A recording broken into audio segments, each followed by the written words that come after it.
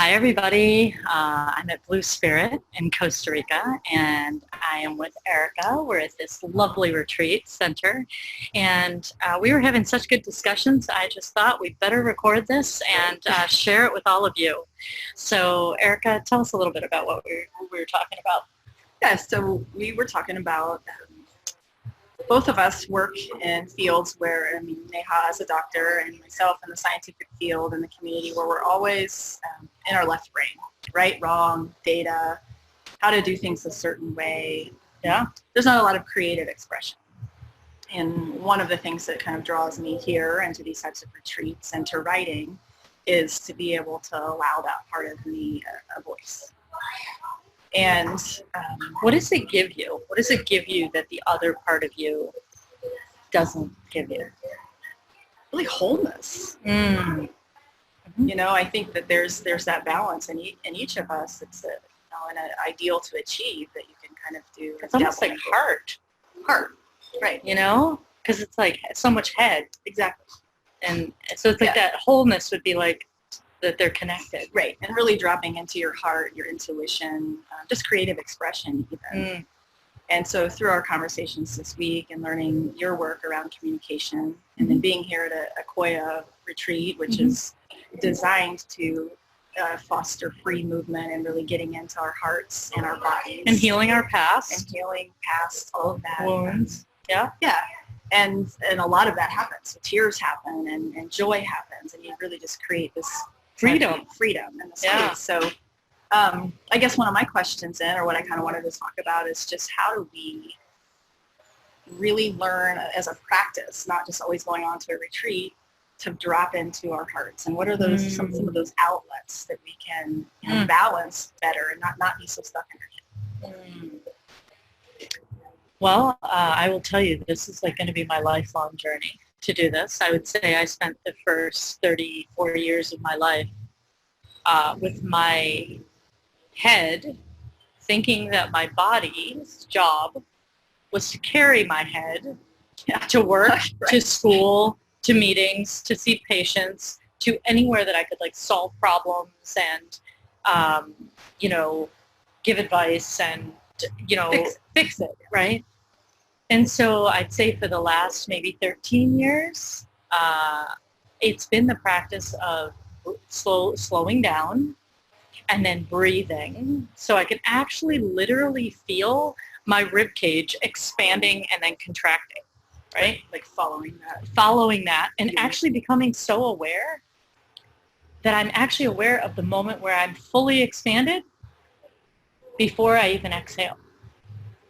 And then when I exhale, I'm fully at the end of an exhale before I inhale. That's what I do when I can't go to sleep at night, because I become really present with my body. And I would say that that's the other way that I get out of my head. Right. Because my head is oftentimes about future thinking, what if, it goes into a little bit of anxiety, planning, organizing, all of that, which does give me some solace, but nothing quite as much as me feeling. So taking a moment to feel right now, feel our bottom on this, bed futon type thing that we're sitting on. Feel gravity pulling it down. Feel us being supported here. Combine that with feeling our breath, right? So I'd say the very first thing is checking in with your body, right? And using gravity to feel that support. Then I would say the second thing is I've learned that movement actually helps settle down my thoughts. Right? Because I'm focused on balancing and listening to music or doing whatever I'm doing. Just keep your mind occupied. Yeah. And then in the craziest way, and I cannot believe I'm saying this because the first book was a tough one for me to write.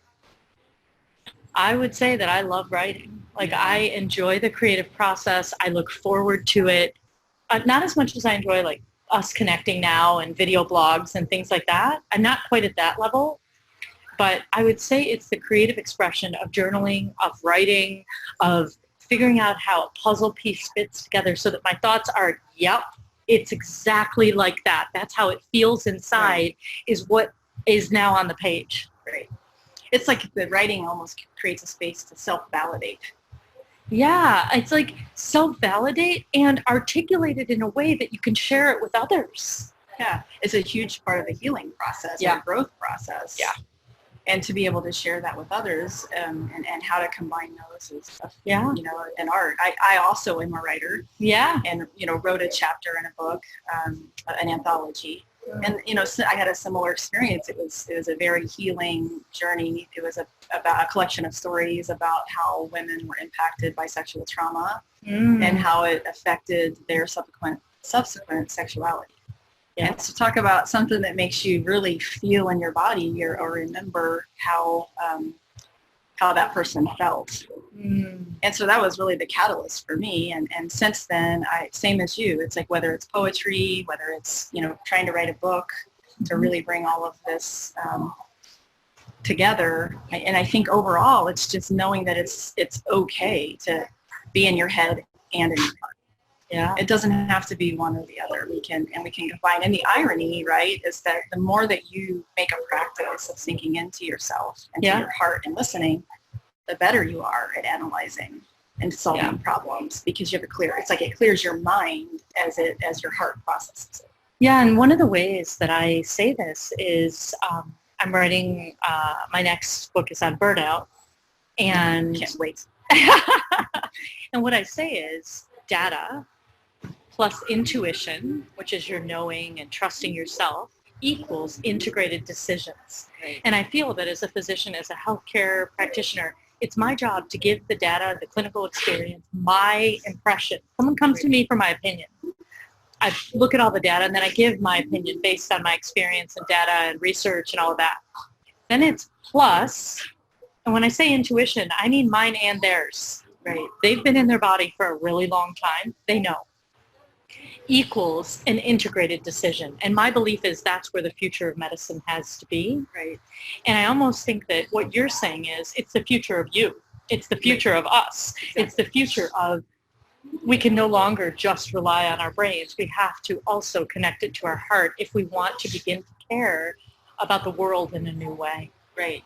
And I'm so impressed and thankful that you as a physician get that, and that you're writing and speaking and sharing for other healthcare providers, so that, and people in general. I think if we each know that part of what causes disease is being separate from that and not listening to your body, and thinking that your body's role is to carry your head around. Yeah.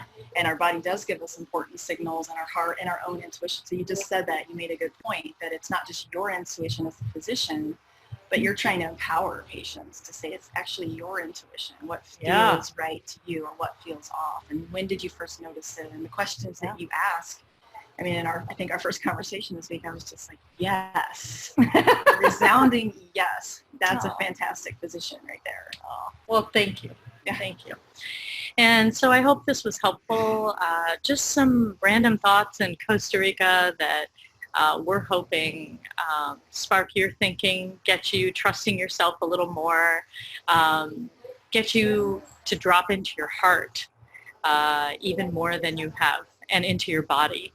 Because the body will tell you, your own physiology is data. When your heart is racing, when your stomach is turning, that is information. For me, it's throat constricting. And when it happens, I know I'm not saying something I need to say. And so really tuning into the data inside you as well as the data outside of you, dropping into your body, and then also in your heart, like you're knowing. When you kind of get this idea, this intuition that you kind of know something, to trust that. And that maybe that will help all of us remember that we are not only connected to ourselves, head, heart, body, wisdom, but also to each other. So, great. Thank you. Thank you.